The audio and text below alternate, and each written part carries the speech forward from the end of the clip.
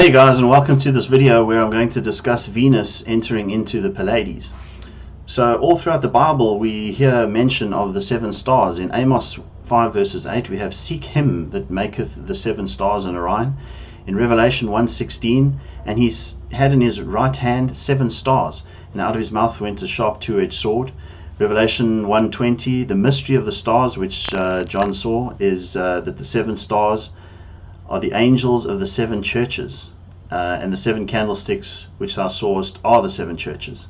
Revelation 2:1, Jesus refers to himself as holding the seven stars. "Unto the angel of the church of Ephesus write, these things saith he that holdeth the seven stars in his right hand." And Revelation 3:1, "Unto the angel of the church of Sardis write, these things saith he that hath the seven spirits of God and the seven stars." So in biblical astronomy it's well known that the seven stars are referring to the Pleiades, and we also know that Jesus refers to himself as the bright and morning star. So what I want to show you now is this article in 2004. It's by NASA, and it's 31st of March 2004. "This weekend, the planet Venus will have a rare close encounter with Pleiades star cluster." But what this article doesn't cover is that every 8 years, Venus has been slowly climbing up towards the Pleiades after the last probably about 500 years or so. And that's what I'm going to show you. So what I've decided to do was go back in time in a cycle of 8 years and see what Venus was actually doing and how it's behaved. And I found it very interesting that in 1500 Venus, or just after 1500, Venus was below the ecliptic and started to climb above the ecliptic. And 1500 was around the time of the Reformation. So keep in mind that as this is happening, the Reformation is happening, and Venus is who is referred to as Jesus Christ as the bright and morning star, starts to rise above the ecliptic.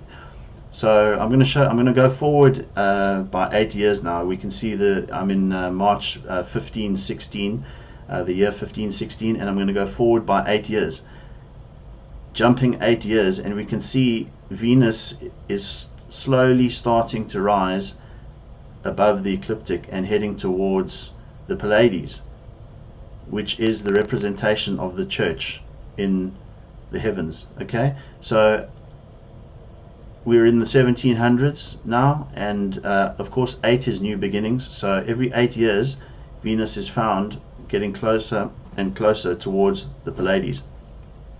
And I'm going to go forward a little bit now. We're going 1860, 1884, 1892, 1900, 1940, 1948, 1972, 1988, 1996, and I'm going to zoom in so that we can have a closer look at what's going on now. So these are the seven stars, or the seven sisters, which form part of the Pleiades, and I'm going to highlight Venus so that we can see just how accurate this is. So we're in 1996 now, and we're going to jump forward 8 years, okay? And I'm going to zoom in further, and you can see it's not yet in the Pleiades. So we're in 2004. And Venus hasn't yet entered into the Pleiades. Now we're in 2012, and Venus has almost entered into the Pleiades, but not quite. And lo and behold, in 2020, Venus will actually be in the Pleiades. So we know that it says that the bright and morning star, Jesus Christ, holds the seven stars, and you can see it enters in actually at what is the bottom of the Pleiades.